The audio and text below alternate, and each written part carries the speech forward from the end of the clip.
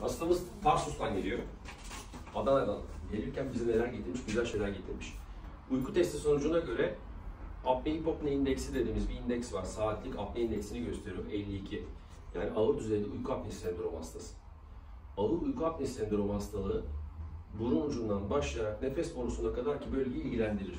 Burun, geniş, küçük dil, büyük dil, bademcikler, yumuşak damak, dil yapısı, morfolojik yapısı, çene yapısı, Vadimes indeksi ama en önemli yer dil kökü. Eğer dil kökünde sorun varsa ve dil kökündeki sorun asıl problem oluşturuyorsa cerrahi indikasyonu yoktur. Böyle durumlarda CPAP tedavisi esas tedavidir, maske tedavisi. Çünkü en alt kat tıkalıysa siz üst katları açsanız dahi çok fazla fayda sağlayamazsınız.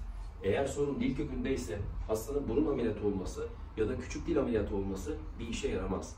Bunu anlamanın yolu fiziksel muayene tabii ki, KBB muayenesi.